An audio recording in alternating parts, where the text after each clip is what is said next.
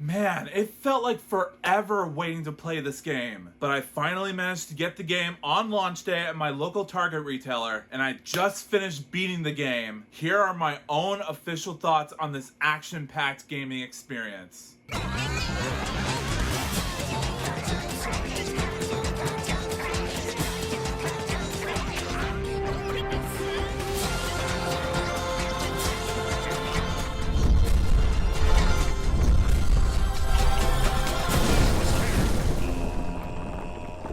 Yo, what is up, my Cinedroids? Jeets Das here. Today, I'm going to be reviewing the long-awaited sequel to one of the most successful games, both the 2018 original and the spin-off sequel, Miles Morales, Spider-Man 2. And no, not to be confused with the Tobey Maguire title, in case you do get confused. Anywho, Peter Parker and Miles Morales enter new chapters in their lives as they balance their responsibilities as protectors of New York. As Harry Osborn, Peter's old best friend, played this time by Phillips, returns into his life, and Miles looks to build his future beyond high school. The relationship between the two heroes is tested and strained as the mysterious symbiote appears to threaten them, the city, and the ones they love. Now, before I get into the story of this game, and trust me, the story of this game is fantastic, but I want to touch on the game's world-building mechanics, gameplay controls, and the game's graphics first. So, to start off, in terms of the game's gameplay mechanics, there are certain features added to this game that feel fun to use. So they have this feature where if you complete almost all the side quests and side missions, the district in New York that you swing to instantly levels up to +2 tech tokens to unlocking fast travel. So that way you can instantly swing yourself to that district. So that way you don't have to waste too much time swinging there. All the way up to earning +2 hero tokens, which you can use them to upgrade your gadgets and your suit tech abilities, like your health, damage,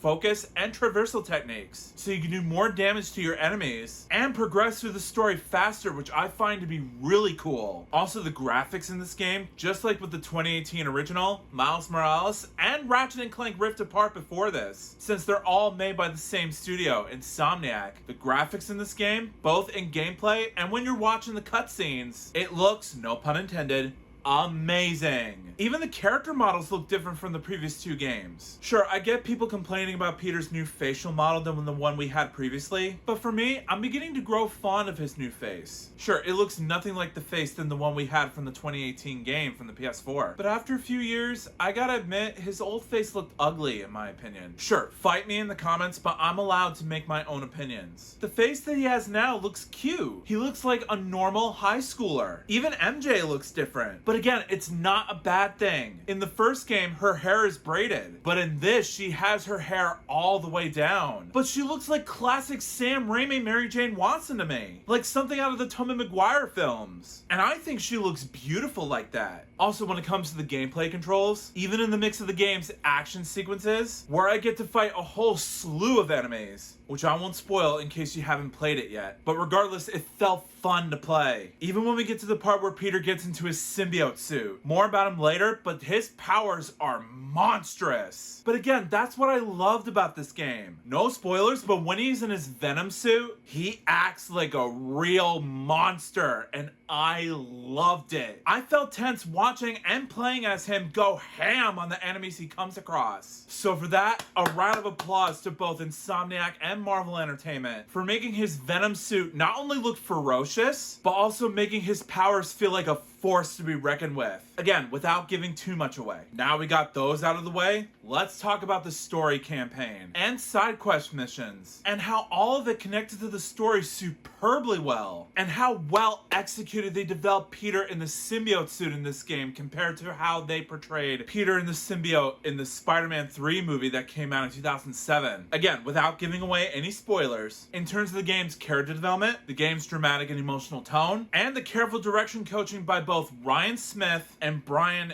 Intihar is how you pronounce it. Apologies if I butchered your name. But anywho, the way they directed their actors to convey emotion during scenes where their relationships are being put to the test is really well written, well acted, and well paced, and well executed compared to how Sam Raimi portrayed their relationships in Spider-Man 3. For example, when Peter is wearing the suit, the negative energy within the suit can dramatically affect his mind and cause him to act like a jerk to everybody, which does make sense in this game because he couldn't control it. The power within him is too strong for him to break, so the only way to do it is to cause a lot of noise and weaken his power so he can rip the suit off him. And they did not portray Peter in this game as an emo lowlife who does awkward dances out in the street or something goofy like that. Sure, it's memeable and it's been referenced in the Spider-Verse movie, and I don't have a problem with that. But it's just that the way they executed it story-wise felt a little cringeworthy to me. But thank God that wasn't the case in this game. They portrayed Peter in the symbiote suit as a raging demonic monster who wants nothing more than to kill his arch nemesis, Kraven the Hunter. Played excellently by Pirri, who's also driven by bloodthirsty murder himself. And the contrast between the two, which again,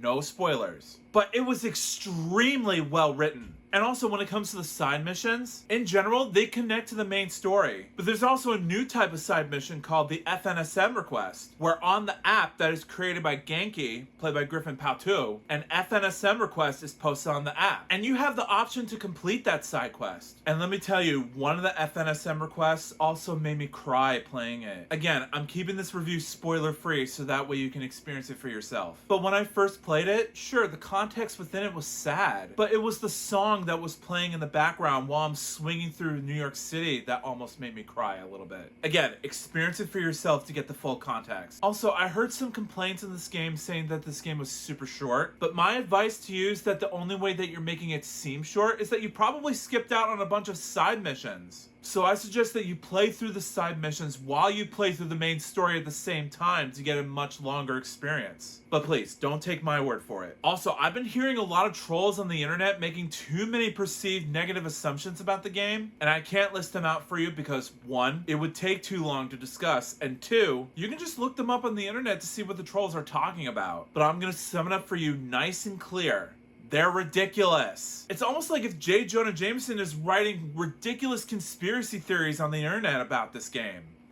How ironic is that? But with that said, Spidey fans, in the end, Marvel's Spider-Man 2 on the PS5 is a really great game, and a superior leap from the previous 2 Spider-Man games. Which is not to say that they're terrible or anything, but the story in this game felt more hardcore and intense. And a way better story of Peter in the symbiote suit than what the movie was, in my personal opinion. I know I keep harping on that movie a lot, but you know how I felt about Spider-Man 3. I've dogpiled on that movie long enough. But still, as a result, I rate Spider-Man 2 that was released on the PS5 a solid 5 out of 5 stars. Fantastic Spider-Man game if ever there was one. I highly recommend picking this game up for yourselves if you haven't already. Trust me, you won't be disappointed. So Spider-Man 2, released on the PS5. Have you played it? If you haven't, you are totally missing out. Pick it up for yourselves and play it. It's so good. But for those of you who have, come back and let me know in the comments what you thought about it. Also, if you like this video and you want to see some more, make sure that like button shines in your face. That'll totally help me out a ton. Also, share it with your family and friends and favorite it. That's a very good way to show support for this review. Also, if you're new to my channel, make sure to subscribe and ring that bell right next to you so you can be notified of future videos I have in store for you. Also, if you want to shout out in a future video, just follow me on Instagram and I will choose one of my Synodroids to be displayed as a shout out. The link's in the description below. Also, I set up a Patreon page for you guys where you don't have to do this if you don't want to. I understand. But if there's a rare chance that you are interested in doing so, there's a link in the description so that way you can visit my page and gain access to up to 4 membership tiers. On my page, I post reviews a week early before you get to see them posted on this channel. I'm also planning to do nerd fan polls, book reviews, and also while you're at it, I'm going to be doing movie/TV show episode reactions on my page as well. So if that's your cup of tea,